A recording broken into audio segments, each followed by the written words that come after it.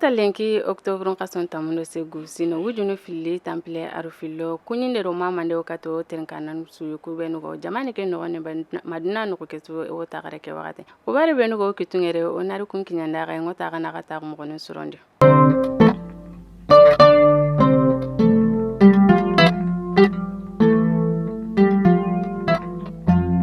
o kuwaren jopana to yime jamane khibarenga jamane marandanu fasandu fedu ado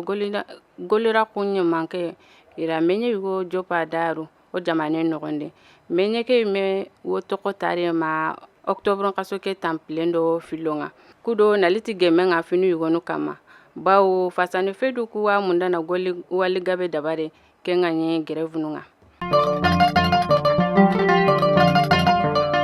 na ken kane kata ministrin sapa gouvernement kundo fasandu fedu ira menye yugo jopa daru iga oserebe kanda nogone kene ministri be jon kontango de gollen khibarenga menye ke yime mananga ikebe kenni naliti merange menga malile mundo menaga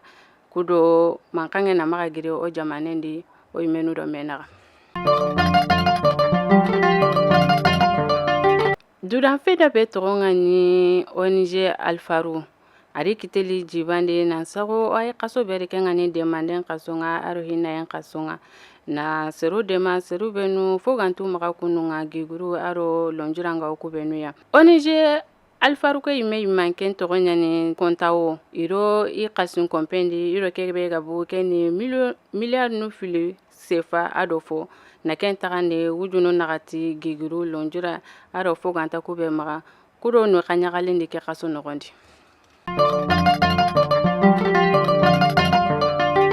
Koran katana yugo no atogonga ni Sadio Mane Senegalin Kenya ni togonga sasa daraja ngaya ida duran takumanche kinaya kenga igoti kenda trophée Socrates ada amema domikini fombine suifina trophée ke ga kini serubenu kenu serubenu ga goli koran katenga igara fokita na sorondema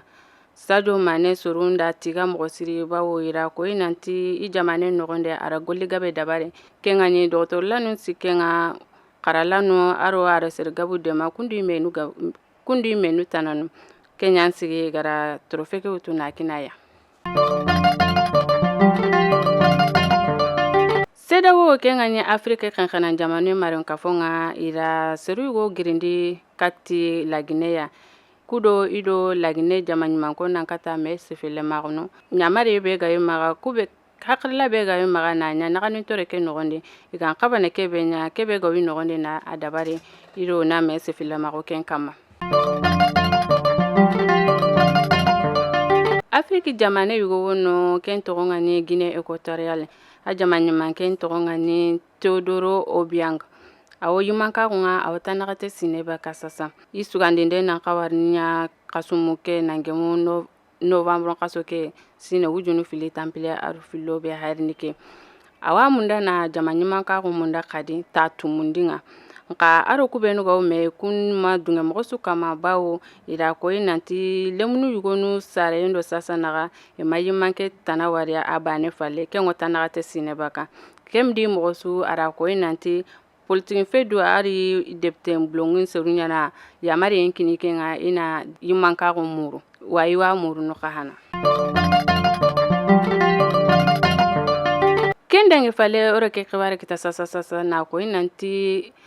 jema goni ri kilentere serenta baka serentarno na sababunya jimpi aro kurampinga Kenya ni butun kasan ko gari kilentere serenta baka serentarno sasa goni kilen jeman kilende moblu nu nyansiki digara gantano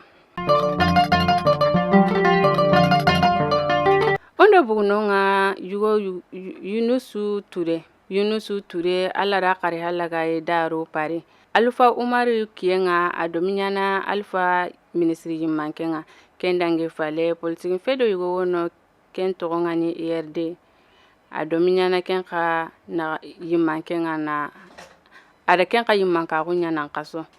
Yunusu odu anara anna hinaya na barabana sakene undara kukwara nyo magalenki ne kinanda ga o tagarano gemduduna ko tatane inshallah